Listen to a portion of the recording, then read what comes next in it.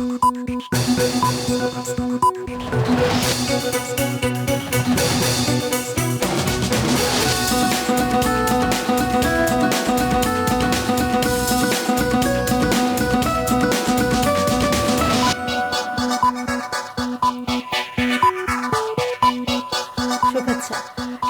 দুপুরের মাছরাঙা সংবাদে। আপনাদের সঙ্গে আছি কাজী রওশনারা সাকি। শুরুতে গার্ডিয়ান লাইফ ইন্স্যুরেন্স সংবাদ শিরোনাম।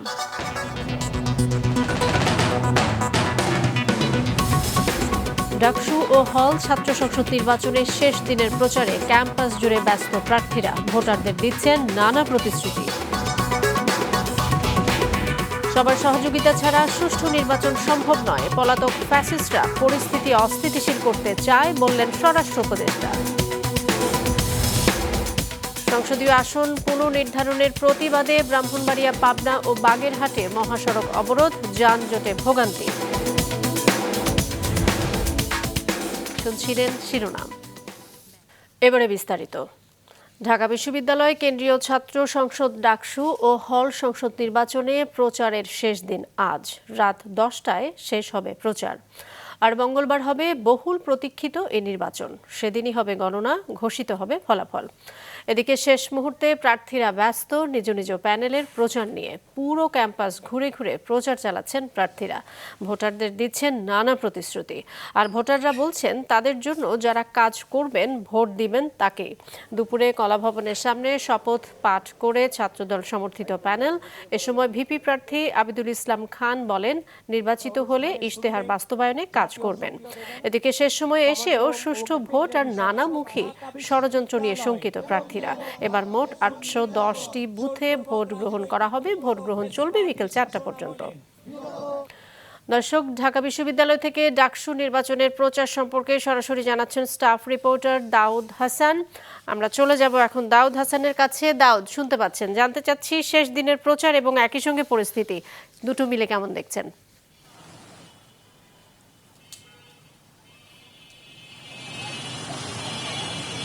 আসলে আজকে তো শেষ দিন, সেক্ষেত্রে প্রচারটা খুব জোরে সোরে চলছে।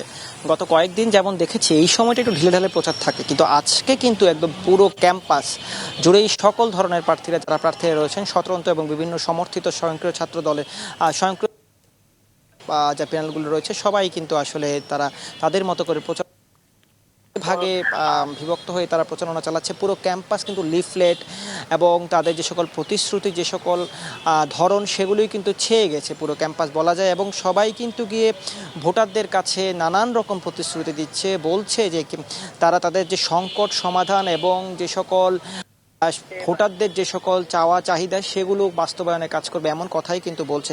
কিছুক্ষণ আগে এই জায়গাটিতে ঢাকা বিশ্ববিদ্যালয়ের কলাভবনের সামনের এই জায়গাটিতে কিন্তু ছাত্রদল সমর্থিত প্যানেল তাদের ইশতেহারগুলো সামনে রেখে তারা শপথ পাঠ করেছিল এবং শপথে বলা হয়েছিল যে তাদের যে 18 দফা ইশতেহার তারা ঘোষণা করেছিল, সেই 18 দফা ইশতেহার বাস্তবায়নে তারা কিন্তু কাজ করবে নির্বাচিত হলে, তেমন কথা কিন্তু আসলে বলেছে। এবং এখানে ছাত্রদলের যারা হল সংসদে এবং তাদের প্যানেলে যা সকল প্রার্থী রয়েছে সকলে কিন্তু একই সাথে আমরা দেখেছি তারা শপথ পাঠ করতে। এছাড়া পুরো ক্যাম্পাসে কিন্তু আজকে থেকে কিন্তু একটি বহিরাগত যারা রয়েছেন, অর্থাৎ ক্যাম্পাসে যারা কোনো বহিরাগত এতদিন ছিলেন তারা কিন্তু এরই মধ্যে তাদেরকে ক্যাম্পাস থেকে ছেড়ে যাওয়ার নির্দেশ দেওয়া হয়েছে এবং আগামীকালকে থেকে কোনো বহিরাগত ক্যাম্পাসে প্রবেশ করতে পারবে না। শুধুমাত্র যারা ক্যাম্পাসে স্থায়ী ভোটার কিংবা শিক্ষার্থী তারাই কিন্তু থাকতে পারবে। এছাড়া কালকে রাতের পর থেকেই কিন্তু ক্যাম্পাসে পুরো নিরাপত্তার চাদরে কিন্তু ঢেকে ফেলা হবে।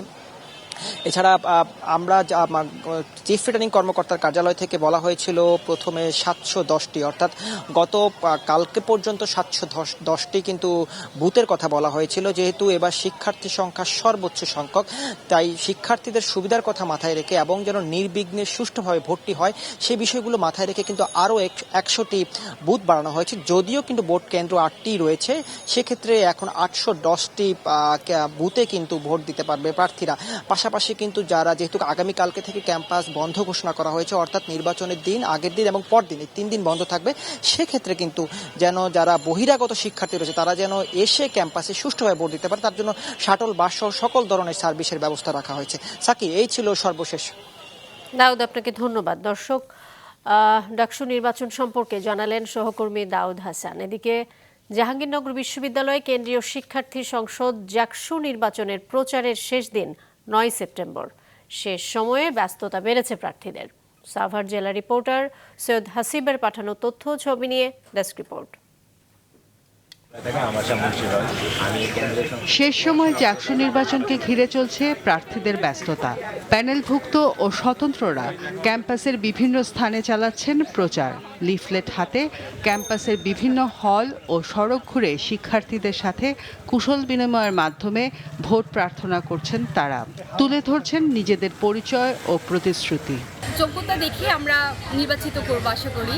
আমরা যেখানে পৌঁছাতে পারি না সাধারণ শিক্ষার্থীরা তাদের কাছে গিয়ে উপস্থাপন করবে, আমাদের সংকট বিভিন্ন সময় সংকট নিরসনে কাজ করবে।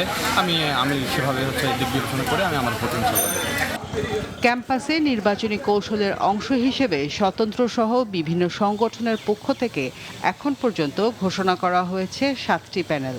প্রচার চালাচ্ছেন ছাত্রদল, বাংলাদেশ গণতান্ত্রিক ছাত্র সংসদ, বাকছাস ও শিবির সহ অন্যান্য প্যানেলের প্রার্থীরা। পিছিয়ে নেই নারীরাও। আমরা বিশ্বাস করি আগামী 11 সেপ্টেম্বর এই বিশ্ববিদ্যালয়ের শিক্ষার্থীরা যে আমরা যারা স্বতন্ত্র এবং নির্দলীয় ব্যানার থেকে যে নির্বাচন করছি, ব্যালট বিপ্লবের মাধ্যমে আমাদেরকে বিজয়ী করবেন। আমরা শিক্ষার্থীদের খুব বেশ ভালো সাড়া পাচ্ছি। আমরা তাদেরকে প্রতিশ্রুতি দিয়েছি যে আমরা শিক্ষার্থীদের কণ্ঠস্বরটা বিশ্ববিদ্যালয়ের সিনিয়র অধিবেশনে পৌঁছে দিতে চাই। অবশ্যই আমার এটা ফার্স্ট প্রায়োরিটি থাকবে যে এই ট্যাগ কালচারটা, এই মড কালচারটা যাতে নারীদের ফেস করতে না হয়, এটা যাতে কারোরই ফেস করতে না হয়। শুধু ব্যক্তিগত যোগাযোগ নয়, সামাজিক যোগাযোগ মাধ্যম এবং ডিজিটাল প্ল্যাটফর্মেও চলছে জমজমাট প্রচার। বিভিন্ন কার্ড, গান ও মজার কন্টেন্ট ব্যবহার করছেন তারা।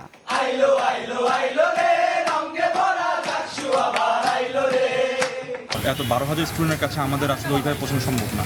তো আমরা যদিও চেষ্টা করছি জনজনে গিয়ে কথা বলতে, সেই ক্ষেত্রে ডিজিটাল যে মাধ্যমটা সেটা আমাদের জন্য অনেক সুবিধাদায়ক হয়েছে, কারণ আমরা খুব সহজভাবে আসলে তাদের কাছে পৌঁছে যেতে পারছি। নির্বাচনকে ঘিরে কঠোর অবস্থানে রয়েছে নির্বাচন কমিশন। নির্বাচনী আচরণবিধি কঠোরভাবে মেনে চলার নির্দেশনা তাদের। আমরা ইতিমধ্যে দেখতে পাচ্ছি যে প্রার্থীরা আচরণবিধি মেনে প্রচারণা চালাচ্ছেন। আমরা চাচ্ছি যে জাকসু নির্বাচনটা সারা দেশে, নির্বাচন মানেই যে সংঘর্ষ নয়, নির্বাচন মানে যে সম্প্রীতি, এই উদাহরণটা জাকসু তুলে ধরবে। প্রচারণা শেষ হবে 9 সেপ্টেম্বর। এবারে জাকসু নির্বাচনে ভিপি পদে 10 জন ও জিএস পদে 9 জন সহ 179 জন প্রার্থী 25টি পদের বিপরীতে ভোটযুদ্ধে অংশ নিচ্ছেন। মাছরাঙা নিউজ ডেস্ক। শুধু আইনশৃঙ্খলা বাহিনীই নয়, জনগণ, রাজনৈতিক দল আর নির্বাচন কমিশন সহ সকল স্টেক হোল্ডারদের সহযোগিতা ছাড়া উৎসব মুখর আর সুষ্ঠু নির্বাচন সম্ভব নয় বলে মন্তব্য করেছেন স্বরাষ্ট্র উপদেষ্টা জাহাঙ্গীর আলম চৌধুরী। একই সাথে রাজনৈতিক নেতৃবৃন্দকে তেল না দিয়ে পুলিশকে জনগণের জন্য কাজ করার পরামর্শ দিয়েছেন তিনি। সকালে রাজারবাগে নির্বাচনী প্রশিক্ষণ কর্মসূচির উদ্বোধনী অনুষ্ঠানে উপদেষ্টা বলেন, যতই চাপ আসুক না কেন নির্বাচনের আগে লটারির মাধ্যমেই পুলিশে বদলি ও পোস্টিং দেয়া হবে। তিনি বলেন, পলাতক ফ্যাসিস্টরা মাঝে মাঝে অস্থিতিশীল পরিস্থিতি তৈরি করতে চাচ্ছে, তাই আইনশৃঙ্খলা বাহিনীকে সজাগ থাকার আহ্বান জানিয়েছেন উপদেষ্টা। এ সময় লুট হওয়া অস্ত্র উদ্ধারে আরও তৎপরতা বাড়ানোর কথা বলেন তিনি। একই অনুষ্ঠানে কথা বলেন পুলিশের মহাপরিদর্শক, প্রধান উপদেষ্টার বিশেষ সহকারী খোদা বক্স চৌধুরী সহ অন্য ঊর্ধ্বতন কর্মকর্তারা। নির্বাচনটা কিন্তু শুধু আইন শৃঙ্খলা বাহিনীর উপর নির্ভর করে না, এটার কতগুলি স্টেক হোল্ডার রয়ে গেছে। এটার মধ্যে একটা হলো জনগণ, তারা কিভাবে পার্টিসিপেট করতে চায়। সবচেয়ে বড় স্টেক হোল্ডার যদি বলেন পলিটিক্যাল পার্টি, তারা নির্বাচনটা কিভাবে চাচ্ছে। দেন আছে ইলেকশন কমিশন, তারপরে আছে প্রশাসন, তারপরে আছে আমাদের আইন শৃঙ্খলা বাহিনী। এখন সবাই সহযোগিতা ছাড়া একটা কিন্তু সুস্থ এবং শান্তিপূর্ণ এবং আমাদের মাননীয় প্রধান উপদেষ্টা যা আসা একটা উৎসবমুখর নির্বাচন, এটা কিন্তু সম্ভব হয় না। সংসদীয় আসনের সীমানা পুনর্নির্ধারণের প্রতিবাদে ব্রাহ্মণবাড়িয়া ও পাবনায় সড়ক অবরোধ করে বিক্ষোভ করেছেন স্থানীয়রা। এতে ঢাকা সিলেট মহাসড়ক ও ঢাকা পাবনা মহাসড়কে সৃষ্টি হয়েছে দীর্ঘ যানজট। ভোগান্তিতে পড়েছেন ওই পথের যাত্রীরা। বাগেরহাটের 4টি সংসদীয় আসন কমিয়ে 3টি করার প্রতিবাদে আগামীকাল হরতাল সহ 4 দিনের কর্মসূচি ঘোষণা করেছে জেলা সর্বদলীয় সম্মিলিত কমিটি। জেলা রিপোর্টারদের তথ্য ছবিতে ডেস্ক রিপোর্ট। ব্রাহ্মণবাড়িয়া ৩ আসনের বিজয়নগর উপজেলার চান্দুরা ও বুধন্তি ইউনিয়নকে ব্রাহ্মণবাড়িয়া ২ আসনে অন্তর্ভুক্ত করে গেল বৃহস্পতিবার চূড়ান্ত গেজেট প্রকাশ করে নির্বাচন কমিশন।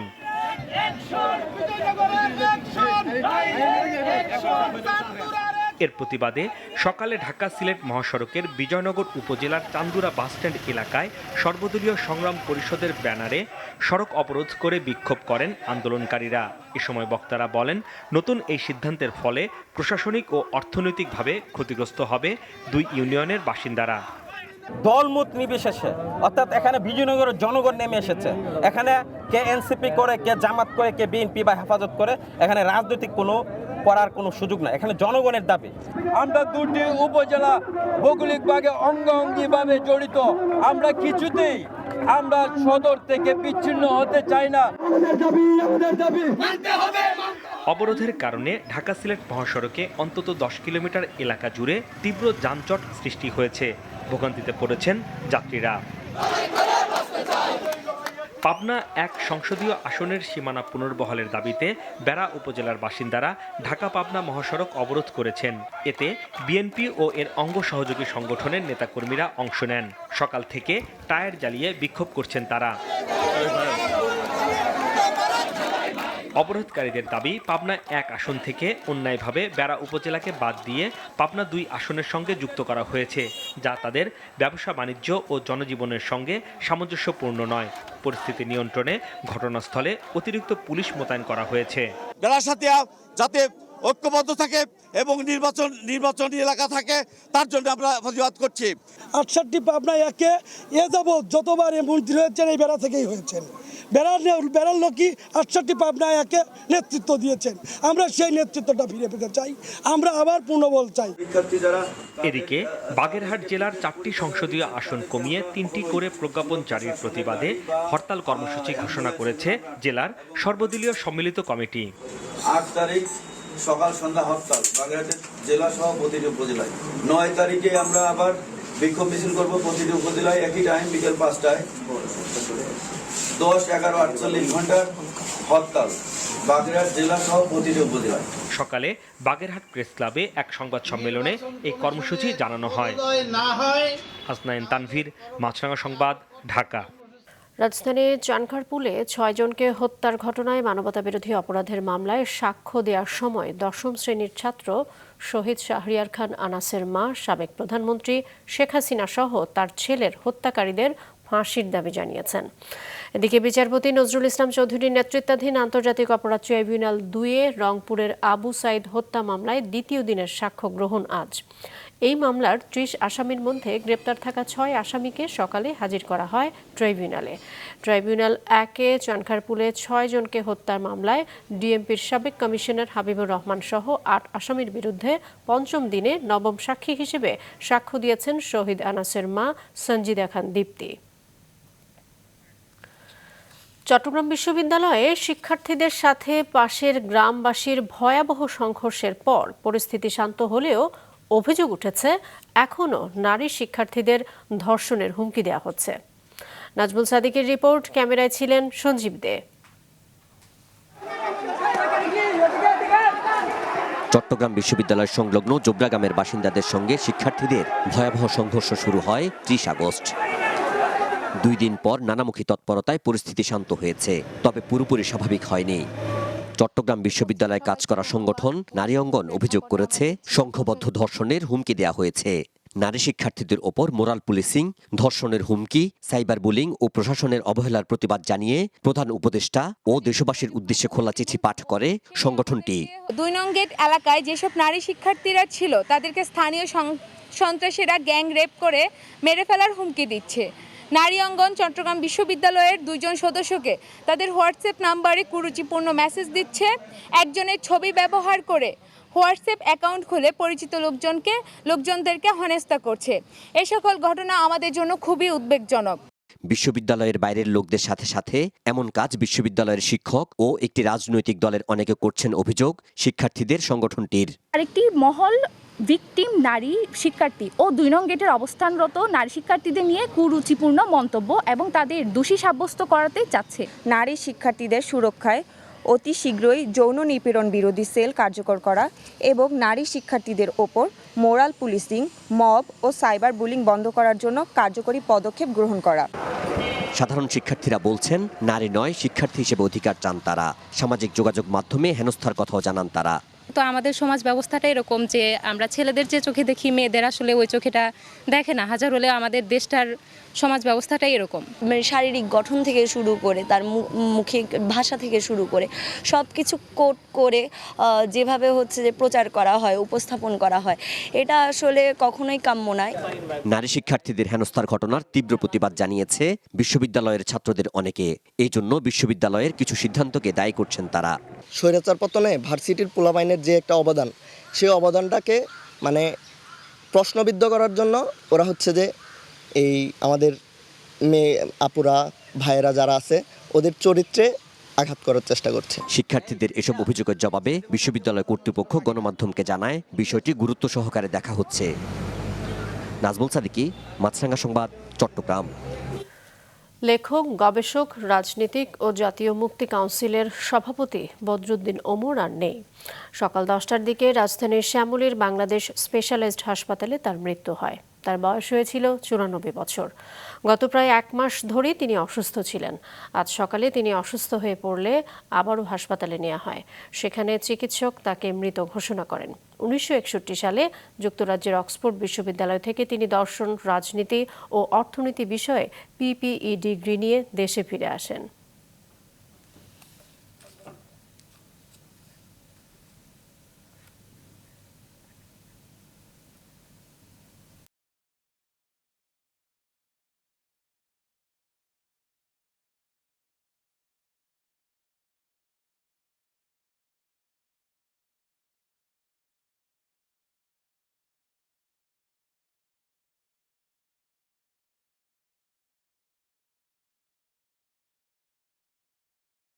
আন্তর্জাতিক প্রসঙ্গ। আগামী অক্টোবর মাসে দক্ষিণ কোরিয়া সফরের জন্য নীরবে প্রস্তুতি নিচ্ছেন যুক্তরাষ্ট্রের প্রেসিডেন্ট ডোনাল্ড ট্রাম্প ও তার শীর্ষ উপদেষ্টারা।